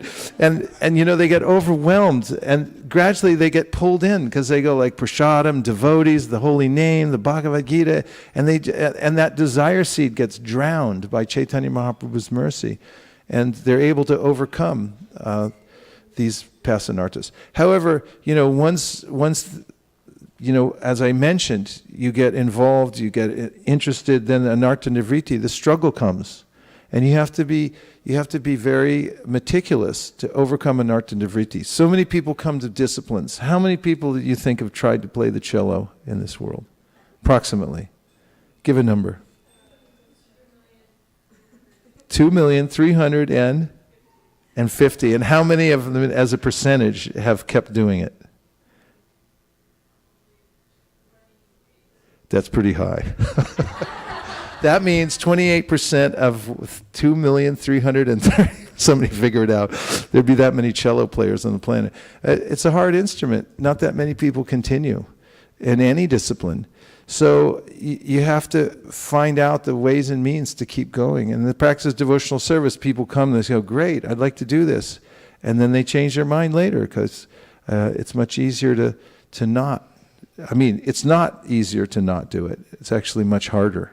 But the conditioned mind and so forth may pull us down into this. And now we're going to have a little kirtan. Because, yes? Oh, announcements, yes. I would like to say that we have an opportunity here at ISV that is unprecedented. Just as when Krishna, perhaps his greatest pastime, according to the acharyas, is lifting Govardhan Hill. And here's the logic behind it. When he lifts Govardhan Hill, then all the devotees get to spend time with him for the whole time that he's holding the hill up. Normally, Mother Yashoda sees Krishna, you know, when he comes home in the evening, takes his bath, she feeds him, puts him to bed. And in the morning, you know, she's thinking he's going to leave pretty soon to go tend the cows. And so, you know, it makes her sad. And she follows him all the way to the pasture and keeps asking him, did you bring your lunch? Did you bring your lunch? You're not going to get stuck in the sticker bushes. She's worried. But then she doesn't see him all day long. And the rest of the devotees, they see him at a certain time. The gopis see him at night when he sneaks back out of the window. And Yashoda thinks he's sleeping. So at Govardhan, he's holding the hill, and everybody sees him for 24 hours, 7 days. And it's the happiest time of their lives because they're with Krishna, and they don't have to take their eyes off him even for a second, as he's just standing there holding the hill. So in the same way, when we have Janmashtami and Vyasa Puja, you know, we all love each other here at ISV, right? Yes. Say yes. Yes. And we all like to do service together, right? Yes, but you know, somebody's doing service over here, making garlands, somebody's in the kitchen. I didn't even know until Avantika tells us who's in there. And but during Janmashtami, we're all together, all at the same time serving it. Everybody gets to see the level of desire that the other devotees have. And when we see the devotees parking cars all night and they're in ecstasy, and we feel like, oh, I wish I could be more like them. And we want to, we see devotees that are in there cleaning the restrooms so that we become known as the cleanest place on earth. And then they become happy. And when people see that we're cooperating and everyone's doing their job and doing the needful, no matter what, then they become impressed that this is actually a spiritual organization, that these people are all here out of happiness to serve the people who are coming here. So it really matters more at Janmashtami and Vyasa Puja, what we do and how we do it more than any other time in the service that we do. Because this is Krishna's birthday, this is our final exam that we're all taking together. How do we all pull together to have a festival in this tiny little temple for 10 to 12,000 people? By planning over many, many months, putting together all kinds of systems. But the most important thing is our mood of cooperation, that we all work together. And I really like what Naveen and Nirada Prabhu said the other day during Balaram Purmanina. And yes, I did listen to his lecture. He said that Balaram engages in all the different relationships with Krishna, and he named how he did. I won't go into details.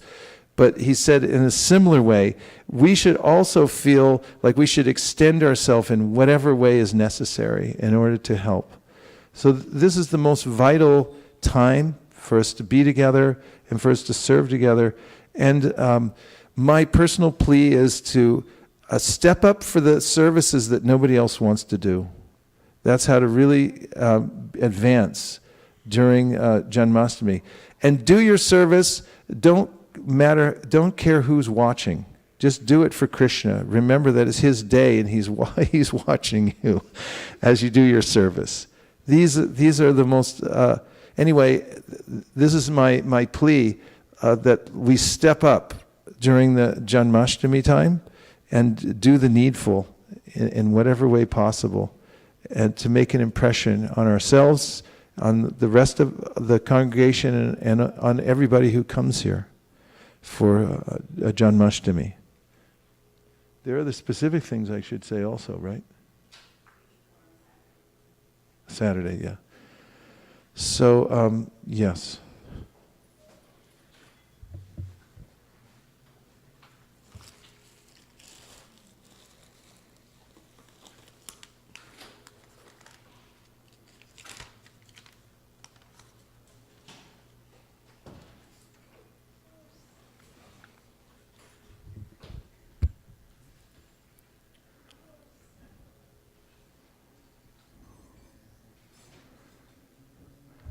Pretty good. I think I covered a lot of this.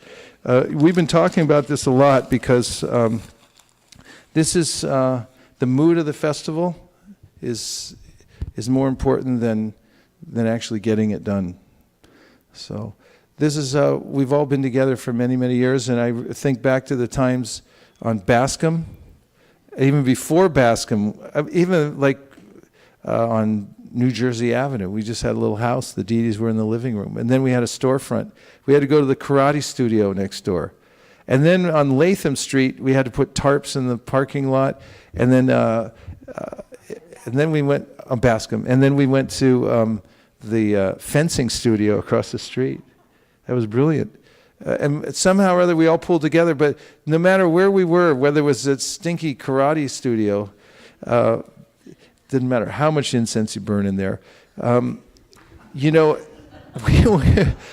We were happy because we were all working together in the mood of... So from my heart, please, let's keep that mood, because that's what pleases Krishna. And any facility he gives us comes from that mood of cooperation together. What do you think? Yes. If you agree, say Hare Krishna. Hare Krishna. Okay. So now we're going to have an Artik ceremony, which you can't beat that anywhere on the planet. There's nothing like an Artik ceremony. Video games, people play, they look at movies, all stupid. But Artik ceremonies are the most sublime, beautiful thing. A worship of the form, which is non-different, of the Supreme Personality of God, with all these things like fire and water and a yak fan and everything like that. So this is beautiful, and we're going to sing and dance for the Lord. Nobody else gets to do that but us tonight, right here at ISKCON Silicon Valley. So we'll put all the asanas away, and we'll stand up and we'll dance to our heart's content for the Supreme Personality of Godhead. Gaur Premanande Haribo. Vanchakalpatarusha Kripasindabhevacha Patitanam Pavanibhyo Vaishnavebhyo Namo Namaha Nanda Koti Vaishnavini ki jai. His Grace Vaisesika Prabhu ki jai. Srila Prabhupada ki jai.